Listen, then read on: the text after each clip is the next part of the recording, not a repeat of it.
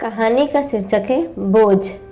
अपने गांव के बाहर से गुजरने वाली रेलवे लाइन से हटकर कुछ दूरी पर स्थित चबूतरे पर बैठा सुदीप ट्रेन का इंतजार कर रहा था। अवसाद और क्षोभ की लकीरें उसके चेहरे पर साफ दिखलाई पड़ रही थी। प्रचंड धूप की तपिश के कारण चतुर्दिक सन्नाटा छाया हुआ था। 2 बजने वाले थे, किंतु 1 बजे वाली ट्रेन भी उस समय तक वहां से नहीं गुजरी थी। सुदीप के स्नातक होने के बाद उससे बड़े दोनों भाइयों ने मिलकर उसकी शादी करके अपना फर्ज पूरा कर दिया था, इस प्रत्याक्ष में कि सर्विस तो देर सवेर मिल ही जाएगी। साल भर उस पर नई शादी का नशा चढ़ा रहा। वास्तविक धरातल का एहसास उसे तब हुआ जब उसकी पत्नी दिव्या के पैर भारी हो गए। फिर निश्चित अवधि पूरा होने के उपरांत उसके घर में गृह लक्ष्मी का आगमन भी हो गया। उसके दोनों भाई शहरों में नौकरी करते थे, किंतु गांव में ही उसका संयुक्त परिवार रहता था। दोनों भाइयों के सहयोग से ही घर गृहस्थी की गाड़ी चल रही थी। बेरोजगारी के कारण सुदीप आर्थिक सहयोग नहीं कर पाता था, सिवाय शारीरिक श्रम के। उसके माता पिता की मृत्यु कुछ वर्ष पहले ही हो गई थी। घर का सादा दारोमदार दोनों भाइयों के कंधों पर ही था।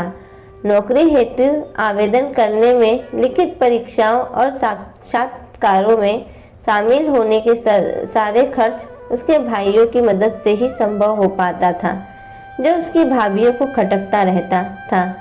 घर गृहस्थी और उनके परिवारों के छोटे बड़े सभी कार्यों को निपटाने की जिम्मेदारी सुदीप की ही थी, जबकि घर आंगन के सभी काम दिव्या करती थी।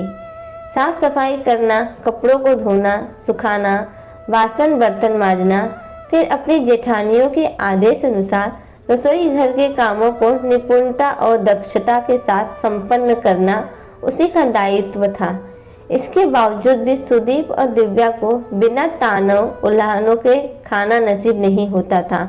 उसकी व्यक्तिगत जिंदगी बदहाली और तंगहाली से ऐसा त्रस्त था कि 10-20 रुपए के लिए अपनी बड़ी भाभी या मझली भाभी के सामने बिना हाथ फैलाए काम नहीं चलता था। सुदीप की बच्ची के लिए दूध, दवाई और जरूरत के अन्य सामग्रियों के मदद भी व्यंग हो रहा था, जो उन्हें खल रहा था। उसकी दोनों भाभियों कोई कदम उठाने में विवश थी, क्योंकि अपने पतियों द्वारा निर्धारित नीतियों का उल्लंघन करना उनके लिए मुश्किल था। वह 2-4 लिखित परीक्षाओं और 1-2 साक्षात्कारों में भी शामिल हुआ था, किंतु नियुक्ति से संबंधित कोई पत्र नहीं आया था। वह धीरे धीरे उम्मीदों का दामन छोड़ने लगा था। उसको जिंदगी में चारों ओर अंधेरा ही अंधेरा दिख रहा था। शादी होने के 5 वर्ष के बाद भी ना तो उसको कोई नौकरी लगी और ना ही कोई रोजगार से वह जुड़ सका। इधर 2-4 सप्ताह से अपनी बच्ची के पालन पोषण से संबंधित सामानों व पौष्टिक आहारों की पूर्ति नहीं हो पा रही थी। दूध की आपूर्ति भी दूध वाला नहीं कर रहा था। बकाया राशि के भुगतान नहीं होने के कारण उसके दोनों भाभियों ने हाथ खड़े कर दिए थे बकाया राशि देने में, यह कहकर कि सारे पैसे खर्च हो गए हैं।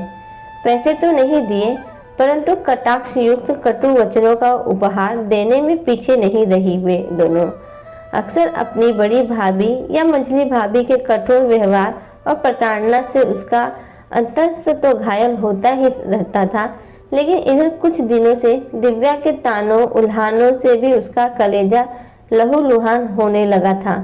अपने दुखद दाम्पत्य जीवन से क्षुब्ध होकर वह मौके बेमौके अपनी भड़ास उस पर निकालने लगी। उसे जब अपनी धर्म पत्नी ने भी निठल्ला, निकम्मा, नासमझ, अव्यवहारिक आदि शब्दों से उसके दिल को जख्मी करने लगी, तो उसे महसूस होने लगा कि सचमुच वह इस धरती का बोझ है। वह स्वयं इस बात से भी दुखी रहने लगा था कि वह ना तो पति का फर्ज पूरा करने में असमर्थ है और ना ही पिता का। अचानक उसी समय बच्ची रोने लगी। वह दिव्या के पास गया, यह कहते हुए, क्या हुआ?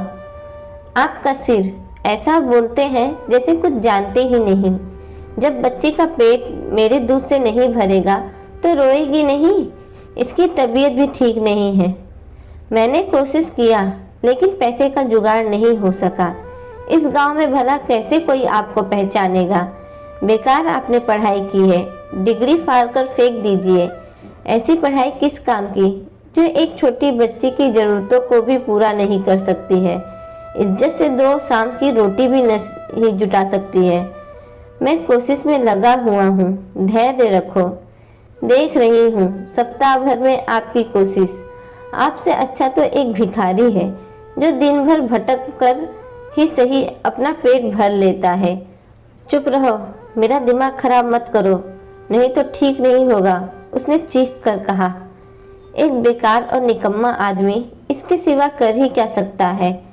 अपने भाइयों और भौजाइयों पर कितने दिनों तक बोझ बने रहिएगा। शांत रहो। बच्चे को चुप कराने की जगह भाषण दे रही है। तख्ल आवाज में उसने कहा, वह मुहूर्त कितना अशुभ होगा जिसमें मैंने तुम्हारे साथ 7 फेरे लिए थे। मैं क्या जानती थी ये 7 फेरे मेरे जीवन को दुखों के सागर में डुबो देगा, मेरे जीवन को नर्क बना देगा। तभी सिग्नल गिर गया और उसके हाथ जोड़कर कुछ पल तक ईश्वर की आराधना की।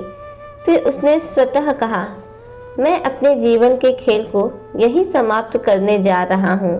इस जिल्लत भरी जिंदगी को जीना मेरे लिए असहनीय है। प्रभु, मेरी बच्ची और पत्नी पर कृपा दृष्टि बनाए रखना। कृपा निधान। आत्महत्या करने के लिए क्षमा करना भगवान। यकायक थोड़ी दूरी से किसी की आवाज़ सुनाई पड़ी। सुदीप भाई, यहाँ चबूतरा पर बैठकर तपस्या कर रहे हैं क्या? पूरे गांव में ढूंढकर थक गया। सुदीप ने मुड़कर देखा तो पाया कि पोस्टमैन साइकिल लिए कच्ची सड़क पर खड़ा है। क्या बात है, जल्दी बोलिए, आश्चर्य मिश्रित आवाज से उसने कहा। रजिस्टर्ड डाक से आपके नाम से एक लिफाफा आया है, देखे। कहते कहते वह चबूतरे पर से उठकर पोस्टमैन के पास गया। उसने उससे लिफाफा ले लिया, फिर उसे खोलकर पत्र पढ़ने लगा। पढ़ने के क्रम में ही उसका चेहरा खुशी से दमकने लगा। यह उसका ज्वाइनिंग लेटर था। कुछ क्षण में ही पासा पलट गया था। उसने अपने जीवन के खेल में बाजी मार ली थी। तो दोस्तों, अगर आपको कहानी अच्छी लगे, कहानी को लाइक और चैनल को सब्सक्राइब करना ना भूलना। धन्यवाद।